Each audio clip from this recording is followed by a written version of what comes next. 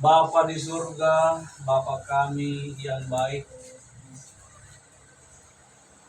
beribu-ribu syukur, pujian kami panjatkan kepadamu Tuhan, Allah yang telah membimbing, menyertai kami sampai saat ini, Allah yang menyediakan sukacita dan sejahtera bagi kami, Allah yang memberikan segala rezeki dan nafkah bagi kami setiap hari.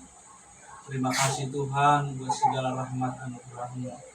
Saat ini Tuhan dalam persekutuan, di dalam ibadah keluarga yang kami adakan ini, biarlah kuasa-Mu, biarlah wajah-Mu menerangi, berkuasa atas kami. Sinarilah kami Tuhan, agar hidup kami menjadi terang benderang, dan kegelapan pun sirna dari hidup kami. Terima kasih Bapa di surga, firman-Mu yang akan diberitakan, dialah Roh Kudus-Mu yang menerjemahkan, mengartikan di dalam setiap pemikiran dan hati kami, sehingga kami dapat memahami serta mengerti. Terima kasih Bapa, dalam nama Tuhan Yesus Kristus kami berdoa dan mengucap syukur. Haleluya, amin. Salam sejahtera dalam nama Yesus. Shalom. Shalom. Mari kita buka Alkitab kita di dalam Mazmur pasal yang ke-37. Kita baca ayat 1 sampai dengan ayat yang ke-9.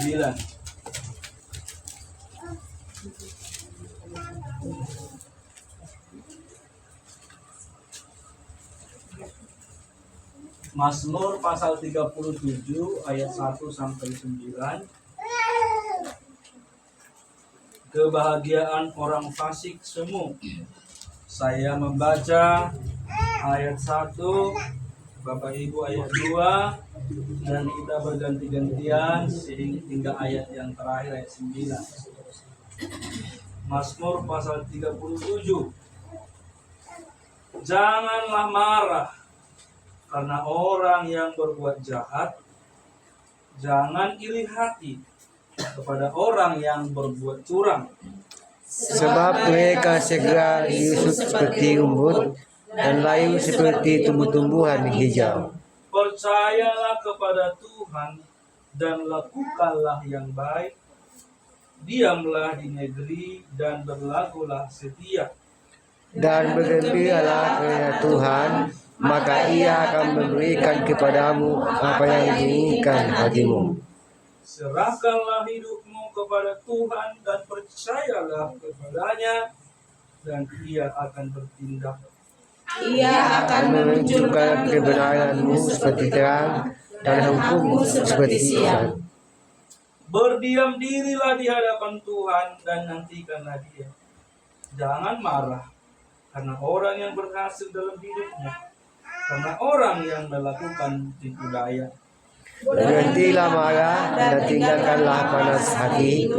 Janganlah marah, itu hanya membuat kejahatan. Sebab orang-orang yang berbuat jahat akan dilenyapkan, tetapi orang-orang yang menanti-nantikan Tuhan akan mewarisi negeri. Amin. Diberkatilah yang mendengar firman Tuhan dan yang memelihara. Bapak Ibu Saudara yang dikasihi oleh Tuhan, saya bagikan kepada kita hari ini, serahkanlah hidupmu kepada Tuhan, percayalah kepadanya, maka engkau akan berbahagia. Itulah kira-kira judul ataupun tema firman pada malam hari ini. Serahkanlah hidupmu kepada Tuhan dan percayalah kepadanya, maka engkau akan berbahagia. Saudara-saudara, siapa di antara kita yang tidak pernah marah? Siapakah di antara kita orang yang tidak pernah iri hati? Saya rasa semua orang pasti pernah marah dan iri hati. Marah dan iri hati, kedua-duanya adalah sikap dan karakter yang akan merusak apa yang baik di dalam hidup kita. Marah dan iri hati adalah hal yang akan membusukkan tulang-tulang kita. Marah dan iri hati adalah hal yang akan melemahkan kehidupan kita. Kalau kita lihat di dalam sejarah kerajaan Allah, di mana ketika Kain dan Habel sudah ada di dunia ini sebagai anak dari Adam dan Hawa, maka kemarahan daripada Kain kepada Tuhan menimbulkan iri hati yang menghancurkan peradaban manusia pada saat itu. Kenapa menghancurkan? Karena iri hatilah maka Kain tega untuk membunuh Habel, orang yang benar, orang yang dipuji, orang yang dimuliakan Tuhan. Maka hati-hati kita sebagai orang Kristen, terkadang kala sikap kemarahan, amarah, dan iri hati itu tidak kita sadari, tersembunyi itu di dalam hati dan pikiran kita. Orang kadang tidak mengakui, manalah aku marah, manalah aku iri. Tapi sebenarnya itu merupakan sifat atau sikap yang tersembunyi, yang kalau sedikit saja itu kita bukakan pintu, maka itu akan segera menguasai hati dan hidup kita. Maka timbullah kerusakan di dalam kehidupan kita. Di dalam konteks pasal 37 ini merupakan didaktis atau pengajaran daripada Daud. Pengajaran Daud terutama kepada dirinya sendiri. Apa yang dialaminya, apa yang dirasakannya, dan itulah yang diajarkannya kepada bangsa itu. Maka dikatakan janganlah marah karena orang yang berbuat jahat. Jangan iri hati pada orang yang berbuat curang. Kadangkala ada orang-orang yang berbuat curang dan iri hati untuk mendapatkan sesuatu. Saya ibaratkanlah Bapak Ibu dalam satu ujian di kelas. Ada orang yang mencontek misalnya. Akhirnya dia dapat nilai yang bagus.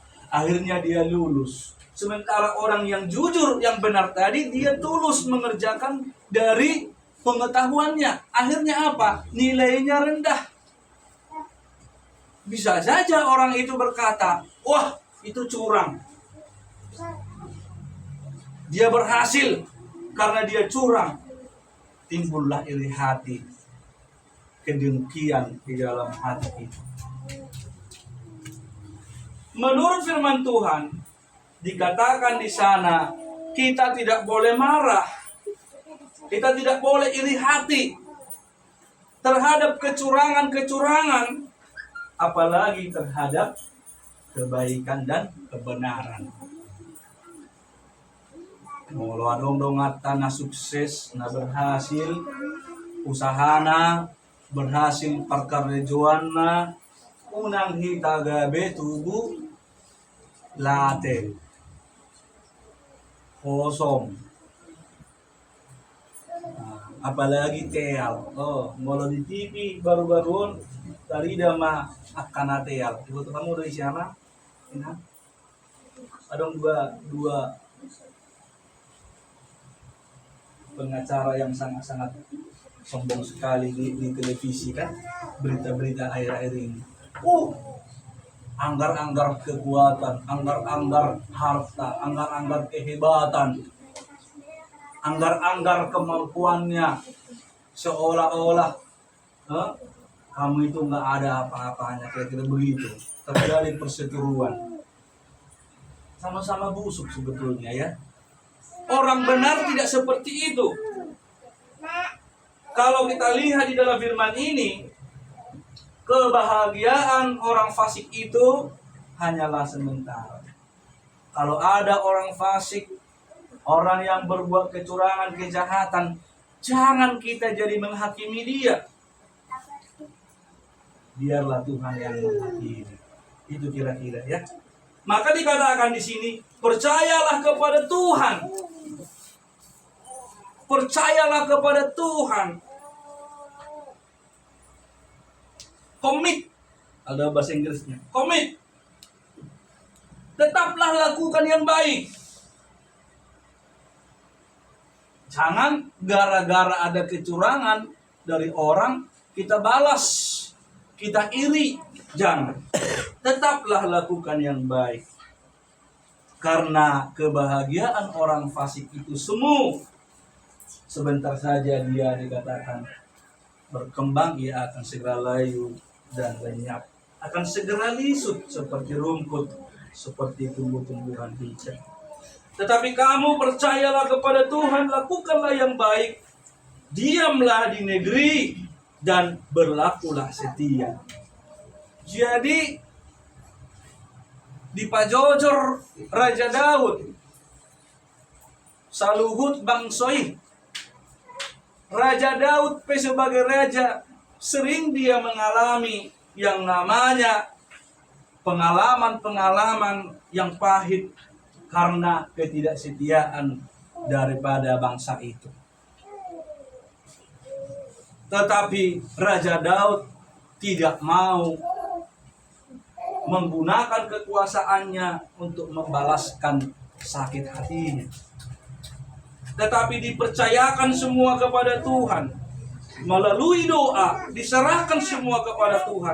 Tetap komit, artinya apa? Tetap dia berpegang pada janji Tuhan. Tuhan tidak pernah salah memberikan berkatnya. Tuhan tidak pernah salah menyatakan anugerahnya kepada orang-orang yang percaya. Diamlah di negeri itu, tetaplah tenang, dan tetaplah engkau setia. Nah, untuk setia ini, Bapak Ibu Saudara, perlu komit. Sama seperti kita dalam hidup suami istri. Komitmen istilahnya. Komit. Artinya HP nama asa. Mangabo HP. Ikut tetap do setia sebagai suami istri. Itu kira-kira komit. Bolona di bagasan persahito pe. Komit. Bolona di bagasan hasusah pe. Natupur pe. Tetap. Menang semua nak istilah-istilahi kan. Ada uang. Abangku sayang. Iya kan sekarang kan banyak kayak gitu. Asal ada uang Yang murukia penatai kalau tadi dah hepengi. Nah, tersumurut masuk ya ka. Ada warna teh. Akari masih kan. Kalau tadi dah alai ngolo suarong tadi dah. Nah, ada uang. Abang melayang. Abang kusikat. Iya. Jangan. Ini bukan hanya untuk wanita. Laki-laki juga banyak sebagai pelaku-pelaku kekerasan dalam rumah tangga. Banyak sekali. Ya. Apalagi setabi molodiak tadi menajulu. Amai dianggap berusungan mahadora aja kan. Inatai setabi hata dianggap sungan batu kan. Para di mana diaku? Baik diaku. Salau ti inatai tetapi hata olo notor ipasapat teraka segala macam tubuh inatai udah semua maglomo-lomo si Adami dopat si Hawa. Jadi yang semua nih komit apapun yang terjadi kita komitmen dalam keluarga dalam rumah tangga tetap kita setia apapun yang terjadi. Maka di ayat 5 dikatakan, serahkanlah hidupmu kepada Tuhan dan percayalah kepadanya, ia akan bertindak. Saudara-saudara, saya baca di bahasa aslinya ini, ya, saya baca di bahasa aslinya, apokalipson, ya. Proskurion. Jadi apokalipson, proskurion ini artinya apa? Bukakanlah, singkapkanlah di hadapan Tuhan segala sesuatunya. Molo adong pe artina di rohat tanah bumi, molo adong pe di bagasa rohat misalkan sesuatu yang kita alami dari orang lain yang kurang bagus, jangan kita balas, tapi singkapkanlah kepada Tuhan, bukakanlah kepada Tuhan. Karena apa? Tuhanlah yang akan menghakimi. Jadi bagi kepercayaan Israel ada apokalipsis atau apokaliptik. Artinya apa? Nanti Tuhan datang menghakimi. Dialah yang maha benar, dialah yang maha adil, dan penghakimannya itu tidak akan mungkin mencela-mencela. Kira-kira begitu ya. Sangat adil. Kadang kita nggak sabaran. Kita nggak sabaran sebagai manusia meminta penghakiman dari Tuhan. Kita mau menghakimi sendiri. Jadi mau bareng masa kejadian-kejadian contoh ada pencurian, pembegalan, tertangkap basah atau tertangkap oleh masyarakat. Apa biasa yang dilakukan? Main hakim sendiri. Maka ada orang bilang, jangan main hakim sendiri. Jangan main hakim sendiri. Lalu dibalas lagi. Tidak ada yang main hakim sendiri. Itu main hakim rame-rame katanya. Karena nggak sendiri kan. Kenapa? Rame-rame. Nggak sendiri. Kalau sendiri mungkin takut itu masyarakat. Ya, karena apa? Nggak berani dia main satu sama satu. Tapi kalau rame-rame, yang aturannya dia nggak ada keberanian, mungkin dia yang paling duluan nendang atau memukul. Artinya Bapak Ibu Saudara, ketika kita mengalami seperti yang dialami Raja Daud, mengalami kecurangan, ada orang yang berbuat curang lebih berhasil hidupnya nampaknya, jangan kita marah, jangan kita iri hati, apalagi kita mau menghakimi dia. Karena orang Israel ada pemahaman penghakiman itu apokalipsis, apokaliptik. Penghakiman itu nanti pada waktu kedatangan Tuhan akan tersingkap semuanya. Tuhanlah yang akan membalaskan kepada setiap orang seturut dengan perbuatannya. Jadi ada istilahnya tabur dan tuai. Kalau ditabur yang baik, pastilah dia akan menuai yang baik. Tapi kalau ditabur hal yang tidak baik, dia juga akan menuai yang tidak baik. Ia akan memunculkan kebenaranmu seperti terang dan hakmu seperti siang. Artinya apa Bapak Ibu Saudaraku? Tidak terbatas penghakiman Tuhan di dalam hidup kita.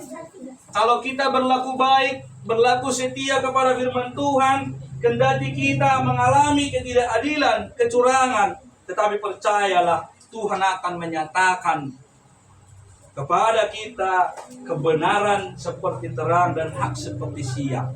Pasti habis gelap pasti ada siang. Ya, tidak akan mungkin Tuhan biarkan kita orang-orang benar itu senantiasa ada di dalam genggaman daripada segala kejahatan. Bapak Ibu saudara-saudaraku yang dikasihi oleh Tuhan, berdiam dirilah di hadapan Tuhan dan nantikanlah Dia. Jangan marah karena orang yang berhasil dalam hidupnya, karena orang yang melakukan tipu daya. Berhentilah marah dan tinggalkanlah panas hati itu. Jangan marah, itu hanya membawa kepada kejahatan. Berapa kali dikatakan di sini, jangan marah, jangan marah, jangan marah. Di ayat 1 juga dikatakan, jangan marah. Ya, kita lihat tadi di ayat 7 berapa kali dikatakan, jangan marah. Ayat 8, berhentilah marah. Jangan marah. Ya, dan 4 kali ya. Tinggalkanlah panas hati itu. Sebab orang yang berbuat jahat akan dilenyapkan, tetapi orang yang benar akan mewarisi negeri. Bapak Ibu yang dikasihi oleh Tuhan, sebagaimana firman Tuhan hari ini, Serahkanlah hidupmu kepada Tuhan, percayalah kepadanya, maka engkau akan berbahagia. Kebahagiaan kita Bapak Ibu adalah tergantung kesetiaan kita, komitmen kita kepada Tuhan. Kebahagiaan kita tergantung daripada kesetiaan kita dan komitmen kita melakukan firman Tuhan. Bukan karena kita membalaskan dendam, bukan karena meluapkan amarah. Karena itu justru akan semakin mengurangi sukacita di dalam hidup kita. Di setiap keluarga yang kita alami saat ini, naik dan turun, suka dan duka, pergumulan-pergumulan apapun, tetaplah seperti firman ini, serahkanlah hidupmu kepada Tuhan. Ya, nyatakanlah, bukakanlah, singkapkanlah seluruh kehidupanmu kepada Tuhan.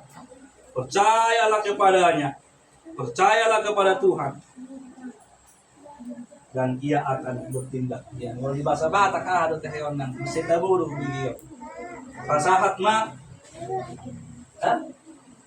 ano na mangapalon?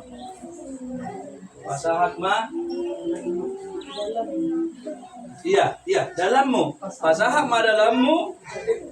Tu Jehovah. Jalahaposi ibana. Asa ibana. Paturehon. Aron do lagu ni Kobi. Sa ibana paturehon ya. Iya, resek bo. Pasahat ma dalammu tu Jehovah. Jalahaposi ibana. Asatung ibana. Na paturehon sa lupa. Pemahatan itu harta di kita. Jangan kita khawatir tentang apapun, serahkan semua kepada Tuhan, sebab Tuhanlah yang bertindak di dalam hidup kita. Amin. Kita berdoa. Bersyukur dan berterima kasih hati dan pikiran kami, hidup kami kepada Tuhan. Bapa yang baik, di dalam perjalanan hidup kami berhadapan, bertemu dengan orang-orang yang curang. Kami berhadapan, bertemu dengan orang-orang yang berbuat kejahatan kepada kami. Orang-orang yang berbuat kelaliman. Merekalah orang-orang fasik yang mendatangkan kerugian di dalam hidup kami. Tetapi Tuhan, Engkau mengajar kami supaya kami tidak membalaskan itu sesuai cara kami. Tapi kami harus mendoakan mereka, supaya kami terus membawakan mereka kepada Tuhan, supaya kami membawakan, menyingkapkan segala pergumulan kami kepada Allah. Karena Allah Tuhan kami setia, Allah Tuhan kami akan memunculkan kebenaran kami dan kemuliaan kami. Dan Tuhan tidak akan pernah salah di dalam menyatakan penghakiman-Mu. Tuhan Yesus yang baik, Allah kami, ajari kami Tuhan untuk tetap komit, untuk tetap berlaku baik, untuk tetap berlaku setia di dalam jalan-jalan Tuhan. Di tengah keluarga kami Tuhan, apapun yang kami alami, sebagai suami, istri, sebagai anak-anak, sebagai kakek, nenek, atau apapun posisi kami dalam keluarga, biarlah kami tetap berlaku baik dan setia, dan tetap komitmen kepada Tuhan. Terima kasih Bapak, berkati keluarga yang kami kasih di sini, ibu kekasih kami, dan seluruh anak-anaknya.